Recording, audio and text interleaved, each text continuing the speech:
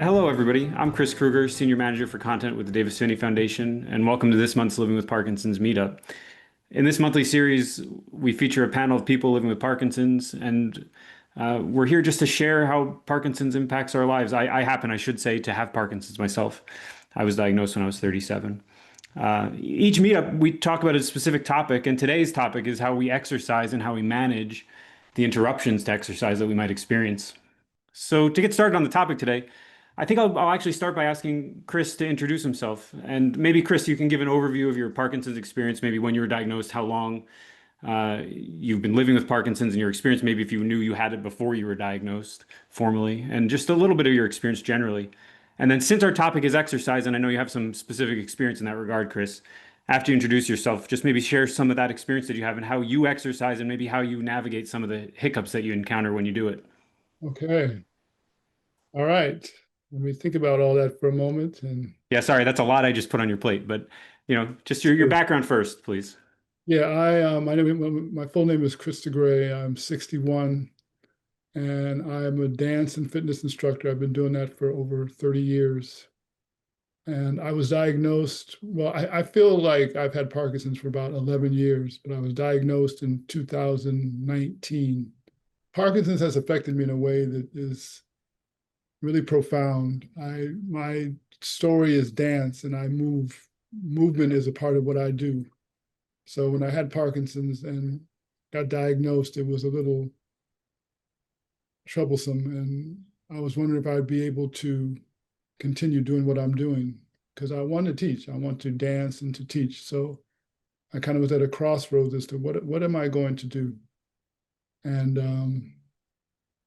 I decided that I was going to do the best I can and continue to dance and teach. And I think that was the right decision because it was a mental thing that really made the difference in terms of continuing to be a part of society and not be too isolated, but to actually do stuff. Well, let me actually ask you a follow-up question, Chris, if you don't mind. Can you just share a little bit of what your experience is since diagnosis, or maybe the last time you had an exercise, a dance experience that you would consider to have been strenuous and exercise oriented? What does it do for you when you dance? How does it help you? Does it always help? Does it sometimes help? What happens for you when you dance? It always helps. It's when they say movement is medicine, that's absolutely correct. I mean, it's like night and day. It's like on and off. And but So, do you notice a difference between your exercise? Do you only dance? Is that the only exercise you undertake as a part of your self-care and your life with Parkinson's, or are there other things you do too?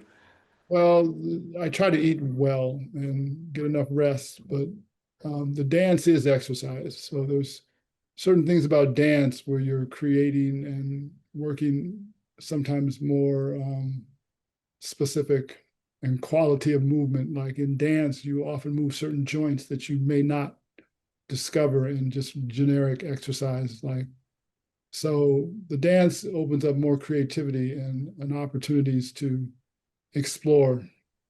So it's a little bit of cognitive connection too. So Yeah, I want to ask one more follow-up, and then I'm going to get out of the way here because I'm curious about something you just said, and I'd love for the other panelists to jump in and offer their perspectives and share their experience and ask whatever questions they might have about dance or anything else. But Um, do you find that the dance experience that you have is helping your physical movement as well as your cognitive? I think you just alluded to yes, and I'm wondering if you think that that's always, do those things go hand in hand? Does one come more, have a bigger impact? Does dance have a bigger impact for you in the physical or the cognitive components? Do you find that or no?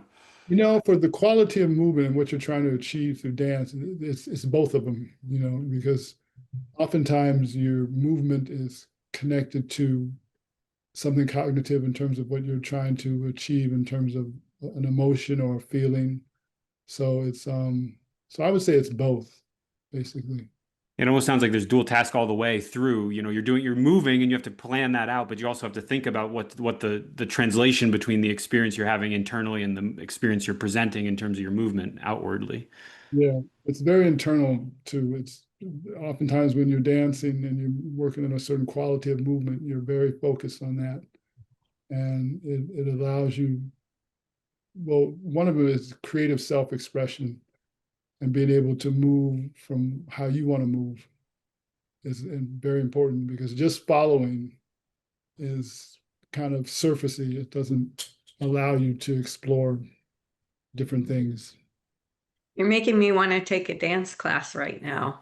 No, it's very interesting because I do teach a dance class, and I was thinking that I could possibly do a little demonstration within our hour, because there's something about the platform of dance and music and all of that. They term like the arts in general.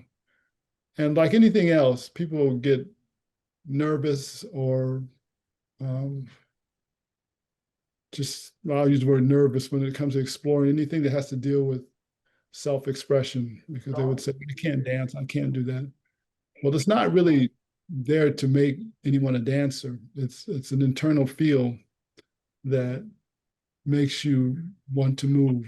It doesn't matter about how well you're moving, and that's determined by each individual.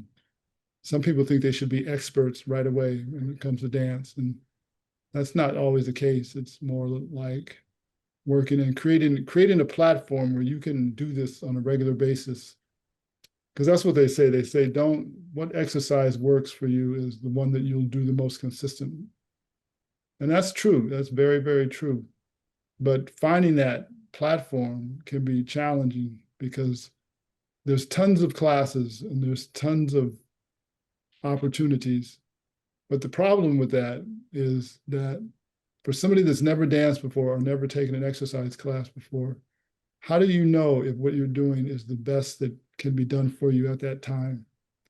And that's where it requires all of us coming up with thoughts and ideas that would help create something for everyone.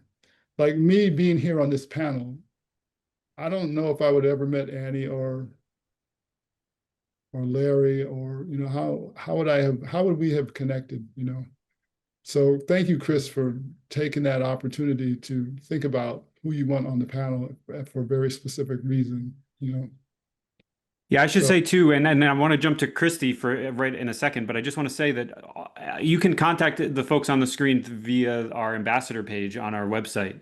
So Annie, my colleague Annie, can put a link to that in the chat, so you can see that that resource. And then I'll ask Christy. Yeah, I think you raised your hand. Yes, thank you, Chris. Christopher, do you teach only to people with Parkinson's? I'm sorry, say that one more time. You teach only to people with Parkinson's or no Parkinson's people? No, both. I started off as a teacher and teaching classes, regular dance classes for people, just interested. But then when I was diagnosed with Parkinson's, I decided I still wanted to teach. So I took movements that I do in the class and made them so work well with Parkinson's. Thank you. And I'm gonna last meetup I interrupted Robert a couple times, and so I'm gonna ask Robert to go first. And sorry, Stan, I don't know who raised their hand first, but I'm gonna go to Robert. Well, I actually have a lot to say about this topic of exercise, and I'm not going to say it all right now, but while we're talking about dance, I wanted to make sure we mention the program called Dance for Parkinson's. They have classes all across the US. It's a program that is specifically for people with Parkinson's, and it's dance. And I've been to a few of their classes, and they're good. They're a good way to get moving. And then I was Googling today, and I saw that there's some other programs that also are for dance for Parkinson's, but the Dance for Parkinson's is the one that I know of, and they have been shown to be beneficial in delaying progression. And I wanted to talk about, in terms of exercise, people with Parkinson's deal with anxiety, depression, lack of motivation. And for me, myself, that's a big hindrance to getting out and doing the exercise that I would like. And I think we need to acknowledge that and own it and recognize, okay, I'm feeling apathetic today. I still need to get out and do this. And if you work with a good psychiatrist, there are medications that can help with the depression and anxiety and lack of motivation. And so I encourage everybody who has this issue to work with their psychiatrist and their neurologist and perhaps get medication to help. And let me throw out one other thing. So the general recommendation for all Americans is to get 150 minutes of aerobic exercise a week. But the Parkinson's Foundation website recommends we actually get 250 minutes a week. So that's 30 minutes, 5 days a week that we're getting some exercise. And that 250 is looks like an insurmountable goal, but it's possible. Okay, I'll let Dan go. So I was looking in the Every Victory Counts manual and the chapter on exercise, and it starts by saying that exercise is not a recommendation, it's a prescription. And I think that we really need to emphasize the fact that exercise is so important with people with Parkinson's disease. It's the one thing that has been shown to delay the progression of Parkinson's disease. And like I think Chris was saying, and Robert was saying, some people can exercise and it comes pretty naturally. For me, I've always been an exercise person. When I was told I had Parkinson's and I needed exercise, I said, bring it on, I'm ready. But there are a lot of barriers and difficulties for people who haven't been exercised, people in their lives. And as Robert was saying, people are apathetic. And I think we need to explore ways to help those people get out, because I think it's really important that they get out and exercise. And there are a lot of barriers. I think a big part for me has been the social aspect of exercising. And I go to Rocksteady Boxing twice a week, and I go to Ping Pong for Parkinson's once a week. And an important part of my experience with those places is making friends with the people there and having a social interaction and experience, which is also important for people with Parkinson's. As Robert was saying, there's depression and apathy. And so I think that we should remember that aspect of it. Yeah, I'm going to go to Karen in a second. I just want to note that Barb in the chat just asked a question about pre and post stretching before and after exercise. So maybe if somebody has any insight into that, we can talk about that. And also Donna's mentioned that exercise virtually, and I think Donna means exercising at home via remote classes. Another great resource if you can't get out for whatever reason. And I don't think there's any reason to go necessarily with one or the other. If you can get to an in-person thing, that's great. If you can do something only online, that's also great. So good options to have. Karen. Yeah, on this topic, I wanted to talk a little bit more. I mean, we hear a lot about what's good exercise and how much to exercise and that kind of thing. But what are those things that really make it hard to exercise? Because maybe just your habits, you're not used to it. Like I've never really been an exerciser, and I'm trying to be more now. I'm riding my bike some, but I also have some physical ailments like an infusion in my right knee, and I have a problem with my back and my neck. And I do my best to exercise, but I just feel like I'm always behind the 8 ball on that. And I'd like to do better. I do think the social piece, I've always kind of turned away from that, but I started working with a personal trainer. It's a husband and wife, and my husband and I both work with them. And there's 4 people in this huge gym at once. So they each train 2 people. And doing the strength training and working on my core and my balance, I'm actually really enjoying that.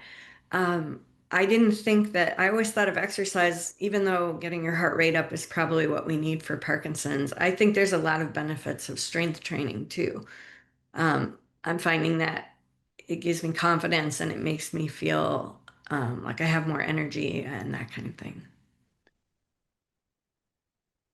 Yeah, not only that, it can help you stay, the more strength you build, the safer you may be in terms of avoiding injuries when you're doing something that's more intensive cardiovascularly, for example, if you were running or cycling, might help. And I think, Larry, did you have something you wanted to add? Yeah, I just wanted to comment a few things if I could. I have a saying, Chris, you have a saying, movement is medicine. I have one that says rest is rust, because I think it kind of goes hand in hand. I think movement is very important. And unusually, in my case, I took to drumming to deal with the physicality of my tremors. And it helped me cognitively as well, because I taught myself online and in person drumming exercises, hand drumming. So it challenged me and allowed me to deal with the physical tremors of my hands at the time. But I also want to acknowledge that in some cases, exercise is difficult, and my advice is always just do as much as you can. But the other point I wanted to highlight is there are people that are reluctant to exercise because they may be going through disability claims, for example. And this whole issue of being how can you be totally disabled if you are videoed and seen at gym running on the treadmill and having a good workout and looking, for all intents purposes, normal? I just wanted to pose that it shouldn't disencourage somebody from exercising. I think there's an opportunity to educate insurance companies about the benefits of exercise and ensure that you engage with your healthcare provider to confirm and acknowledge that exercise is a prescription, as Stan says.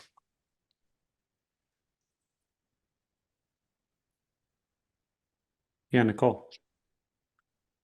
Yes, I have issues a lot with the motivation, and apathy is really great, especially recently for me. But I do know one thing: my tremor loves music, and so sometimes I need to put a video of, some exercise video or something with music, because that's when it's shining. It feels good. My body feels good. So I can see how dancing would be even more therapeutic for our mind and body. So thank you for bringing this subject up. Yeah, I want to draw attention to something that Colleen just raised, which is that I'm just going to read what Colleen wrote. Colleen wrote, "What frustrates me is that most PD classes are during the workday and I work full time. Yeah, sure, there's virtual, but again, it's timing and I don't get the social aspect either necessarily."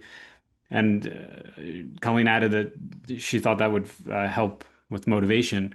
And I find that to be true for myself. I have a yoga instructor that I worked with who has a lot of on-demand classes, and it's great. I'm really grateful for that. But I'm out of the mix then, and it's a little bit not ideal for that reason for me. Thankfully, my local rec center has a lot of late afternoon opportunities for me, so that's good in my case. But anybody have any insight into that? The difference between in-person and remote, or any other thing that you might want to comment about? Yeah, I have a thought. I think that it's important to have an in-person, even if it's periodic, it's because having that interaction with dance, exercise, you need to have the interaction of another person. I think for two things, just the quality of the exercise and the movement is and you get more motivation by having somebody with you.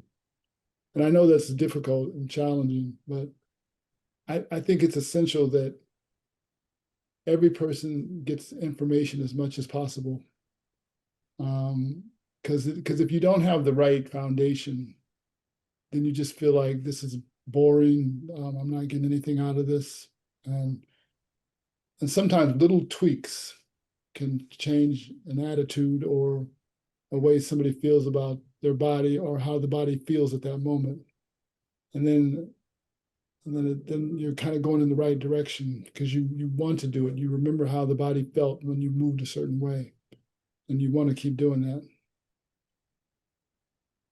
Yeah, thanks, Chris. Stan. Yeah, I think that's true. I think it, like before we were talking about socialization, I think that being with other people can be helpful. But I think someone else on the call said that the best exercise is the one you'll do. And I think there's so much variety of different kinds of exercises. You know, the dancing is great, and rock climbing and ping pong and boxing and cycling, but I think that and things change over time. You know, I think one exercise might be good for a period of time and it could change, but it's important to have fun. It's important to find something that works for you, because if you're not going to keep it up, it's not going to work. And the benefits come when you can participate consistently over the long term and keep going. Yeah, I want to call out my own experience of swimming and in terms of what you just said, Stan, and say I used to think it was miserable to swim, and now it's the best thing for me at the current moment. That's what I'm getting the most out of with my exercise. I know it's not great for everybody, but I used to think it was miserable, and then I got a snorkel that I can wear that goes over like straight up my over my head, like a swim snorkel, not a scuba, not a snorkel. I don't know how to draw attention, but it goes straight over your head so you can swim and keep your face in the water. And it made all the difference. Now I don't feel like I'm drowning the whole time. It's great. Christy. Oh, well, I'm sorry, I'm in upstate New York and it's just started thunderstorming. Is anyone else there here with me? No thunder out here in Oregon. Okay, sorry. Um, don't give up on getting whoever mentioned that you exercise by yourself. Don't give up yet. We just got the wide to the volunteer time for us at a specific facility for Parkinson's that we're gonna make. So don't give up, keep on fighting. Let us know. Cause you might be surprised. Very yeah, surprised. I wanted to comment on the apathy. What I don't think we have to go from 0 to 100 in a day or a week. I think for some people who we all know about the benefits of exercise, so we'll take that as a given. But to deal with the apathy is difficult. What I've recommended and what I've done is that when I know I've got to exercise, but don't feel like exercising, take little steps. Get into your exercise outfit. Put on your running shoes. Put on your sneakers, and just walk around the house on day one, because I think those little steps may rejig your brain. Because what I do know is that when I don't exercise, how bad I feel. You know, the symptoms come roaring back, and I feel like a swimmer outside of the pool. It feels like I'm wading through water. So, I know that I have to exercise, but on the days that I can't go at my own pace, which is my upper limit, I just mentally put on my exercise equipment and I walk around, do some push-ups, etc. It's just those little steps which I think are important. And just a side note about swimming, I also took up swimming. And the first couple of days that I arrived at the swimming pool, I had a flotation device, I had flippers, I had goggles, I had earplugs, I had nose plugs. And some cheeky guy in my lane tapped me on the shoulder. And he said, "If you've got all of that equipment, are you sure you want to be swimming?" Yeah, nobody has treated me that way, and I'm glad for that. I'm sorry that happened. It is a little bit funny in a way, but it's also like, listen, dude, I'm going to do what I need to do to get myself in here. Exactly.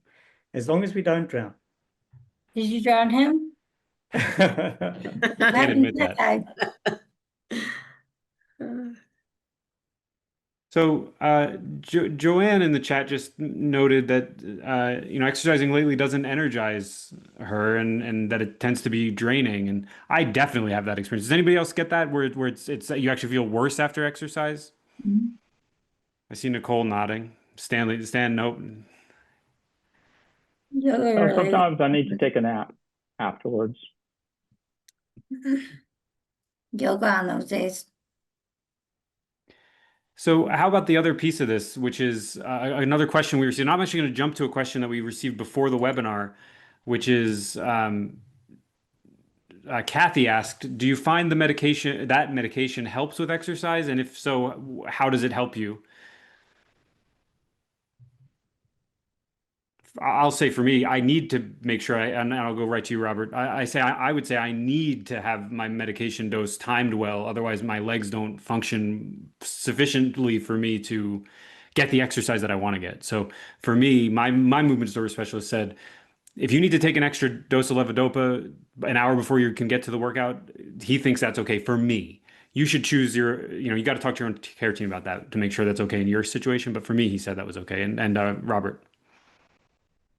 I'm sorry, I forgot what I was going to say. Damn. So, oh, I know. I'm sorry. Yeah, absolutely. I have to have my levodopa. My primary symptom is a very stiff, slow movement, and it's hard to exercise when I'm feeling very stiff. So, taking the levodopa, it does help. And also, in conjunction with discussion with my neurologist, I do find now that I need to take an extra carbidopa levodopa prior to the start of my exercise. Dopamine controls the muscles, and as we use our muscles, the dopamine gets depleted. So if for myself, if I'm at the gym doing a heavy workout, I'm depleting my dopamine levels, and so having the extra carbidopa levodopa helps me maintain a proper dopamine level to be able to exercise. Yeah. Thanks, Robert. Stan. Yeah, I agree. And I think particularly as my Parkinson's progresses, I'm out about 8, 9 years, I noticed that it's harder to time the pills with my exercise. Sometimes I'll take the pills before exercise and I'm tremoring for the first 30 minutes of exercise, and then the medicine kicks in and I'm better. Sometimes I'll go on a 2-hour bike ride, 2.5-hour bike ride, and I'm doing well at the beginning. I've taken my pills, I'm riding my bike, but then at the end of the bike ride, they've worn off and my off period's back, and I'm I'm having trouble moving my muscles and performing. So it gets harder, I think, as the disease progresses, and you got to really work on timing of the pills and the exercise. Yeah, the timing's tough sometimes, but if you pay attention, you can get it down. Okay, I don't know what you can do, but I can often get it down. Yeah, just got to work on it. Yeah. Karen. Yeah, I find when I really have my heart rate up and I'm doing aggressive exercise like bike riding, like Stan said, for a long time, or um, hiking or climbing or something, I feel like I need more levodopa. I just chew through it really quickly. Um, uh, like if I ride 30 miles or something, by 15 miles, I need more. I don't know if anybody else experiences that, but Can I ask you how you time that? Like, if you know that's likely, what do you do to sort of manage that? I don't worry that much about timing in that circumstance. I just take what I need if the need arises and make sure I have it with me. I can feel when I need a little bit more, and I try not to overdo it. I'm just trying to take a pill. Um, I don't retime anything. I think by the time the workout's done, I just go back to my regular pattern. Very good. Well, it's tricky because sometimes you're in the middle of your workout on one day and it's different than the day before, but in the middle of your workout, you realize your dopamine levels are low, and you say, oh, I can't keep running because I'm having an off period. So then you take your pills, but then it takes half an hour, 45 minutes, or an hour for the pills to kick in so that you can be functional again. So it's challenging, and it changes from day to day, in my experience. Yeah, how do you maintain that? That's an interesting thing. I really am listening to what you're saying, because I've had that experience too, where it's just you're moving and you're doing it, and all of a sudden it's just like you hit a wall and you can't move hardly. And I just wonder what psychologically that does to you and how it makes you feel. It hits me really hard when it happens to me. Yeah, Robert. I was just going to say, I know that particularly if I'm at the gym and doing heavy weight, that I am going to run out of dopamine. So I may be feeling fine when I start the program, start the exercise, but I go ahead and take a carbidopa levodopa then at the beginning, because as Stan says, it's going to take 30, 45 minutes for it to kick in. at that point, I'm halfway through my workout, and I've got the levodopa that I need. So I just kind of proactively go ahead and dose, because based on experience, I know that's what I need. Yeah.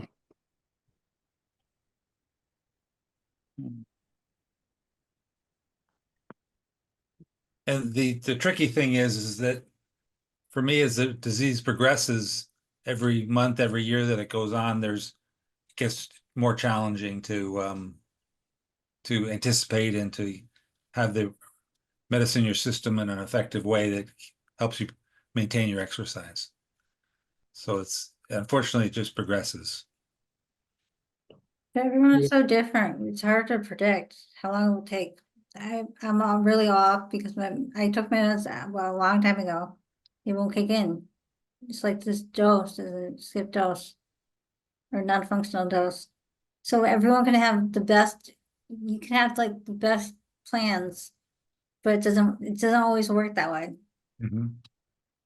Yeah, so So- that's what I liked about Chris's question. Do you have any observation about what Chris asked about the psychological impact of I that, wish Christy? It sucks. Right. Yeah. It just really sucks. Just I can't predict anything. Yeah, Karen. Oh, you're muted, Karen. I know a number of people who Ambrosia is really helpful, the inhaled carbidopa levodopa in this case, because it's very quick acting and you can get sort of a boost without the wait time. Have you thought about that, Stan, or tried it? Yeah, I do have Ambrosia. I've used it some. I like it. It's gives you a pretty quick response, but yeah, I don't carry it with me when I'm out on my bike, and maybe I should, but it's definitely a good option. That's the inhaled carbidopa levodopa. Mm. Yeah, Nicole, did you have something you wanted to add? I saw your hand up a moment ago. Yeah. Well, just like we were talking about, everybody's different, right? For me, it takes about 15 minutes. And then Virgia didn't, I had a honeymoon period with it. And then after 2 weeks, it didn't work for me. But I do, each person's timing is different. For me, I know that it takes 15 minutes for it to kick in. But and so it just depends, right? And you have to get that permission from your neurologist to be like, yeah, you can take a little bit extra. And so that helps. For those of you that are new to the path, because I've seen on the chat, it's really important to learn to be graceful with yourself. If you can't do something, it doesn't mean that it has to be done perfectly. And, it's okay if, just live with intention. Like, I walk this amount, I walked this amount of time and I did it. And that's, maybe I took a little bit longer, but that's okay. That's one of my goals this summer. I had to step back a lot from support groups that I was facilitating because I just didn't feel that I was at that capacity to inspire. And so I decided that this summer was going to be the summer of intent.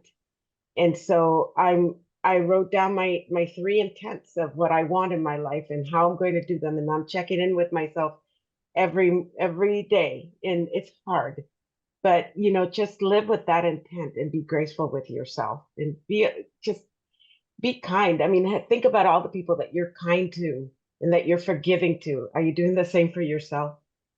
So just think about that. It can't be perfect because we're not. And even when we thought we were perfect, we were. Well, I really think that's right on, Nicole. I think you said it well. I think to be kind to yourself, and if you have an off period and things aren't working out, it's not your fault, and just have to accept what you have and keep moving on. And I think that's well stated.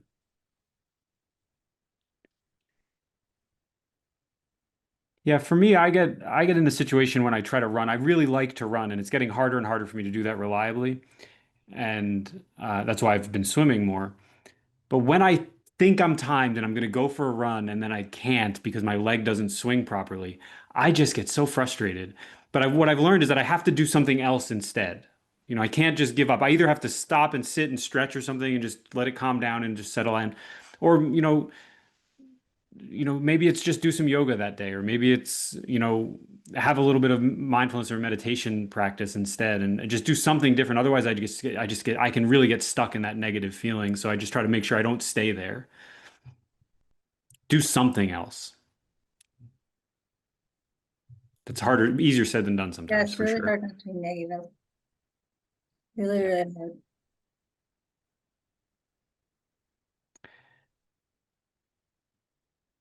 Oh, one thing So, I wanted to, sorry. no, go One thing ahead. is when I have those dystonic moments, that I'm just so frozen, I find that stretching really is kind of like a hug to me, because you just, if you lean into those stretches, it's your body's so tense and so, you know, wound up, that just by telling your body, okay, stretch your arms, stretch your legs, it just kind of tells you thank you. I don't know what I feel it, that it's grateful to me when I do those things. And I feel that's more of an exercise, because you're telling your body to be intent, to the intent to be relaxed. So we've had yeah, Robert, go ahead. So I don't know about the other panelists, but one of the first things my doctor had me do after I was diagnosed was to go through the LSVT big physical therapy program. And the LSVT doesn't matter what it means, but it's a program that kind of trains your body how to move. With Parkinson's, it's like our body forgets how to walk, all the natural movements that we used to make before Parkinson's. And so the LSVT kind of retrains your body how to move correctly. And there's a set of exercises that they recommend. And the physical therapist who taught me my LSVT has been doing it here in the city for 20 plus years and lots of experience. And she told me that her patients who continue to do the exercises at home on a regular basis don't progress as rapidly as people who don't continue to do the LSVT.